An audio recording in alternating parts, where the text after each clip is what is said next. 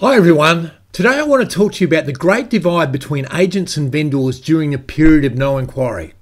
My feeling is that there are people online today who have taken on listings in a price range that is too high and are receiving very little interest. And I can tell you, if you're one of those people, that the reason that property is not selling and you're getting very little interest in it is because the buyers are expecting more house in the price range, and therefore the price is too high and the price must come down. So I'm going to share with you my price reduction formula so that you'll know when it's time to reduce without fail. And it'll be staring you in the face and you'll not be able to put it off. Now let's break it down.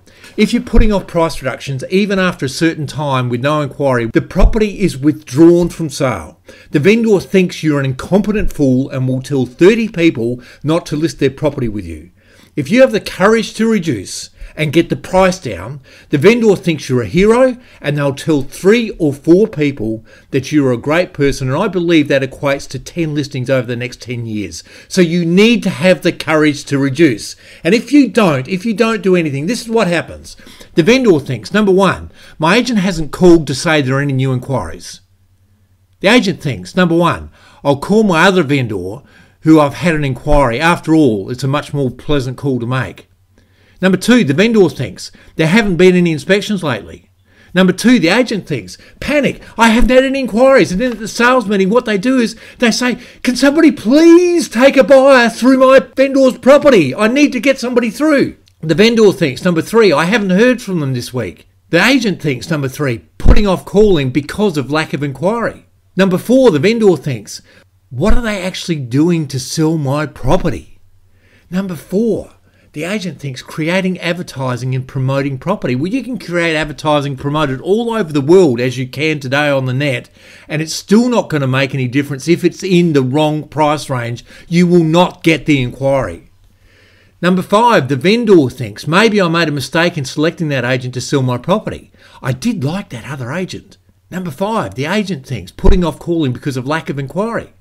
Number six, the vendor thinks, maybe I'll call the other agent and see if they're still available to sell my property. After all, my current agent is not doing anything to sell it. And number six, the agent's still avoiding calling because the house is clearly in the wrong price range and don't want to be a dream shatterer. Now don't worry, when I first started, this happened to me a few times, but I vowed never to let it happen again, and I started working on a plan for making the price reduction so much less painful. Sometimes in my career, I went through periods when my results dipped. I knew that I lacked motivation for the price reduction, so I created a formula for working out whether a property needed to be reduced or not. The simple formula is this. If the property's been on the market for 21 days and it hasn't sold and there's no inquiries, or there are inquiries but there's no offers pending on the property, then it's time to reduce. And from here on, I had no excuses. If it worked out that after 21 days, there have been no inquiries, no offers, no serious interest, I just had to reduce. And I wrote this on my wall. And every day when I tried to busy myself with other things to avoid the price reduction, there it was staring me in the face. And some nights I wanted to go home, but the only time I could see the vendors, and you see what I'm saying here, I went and saw them in person.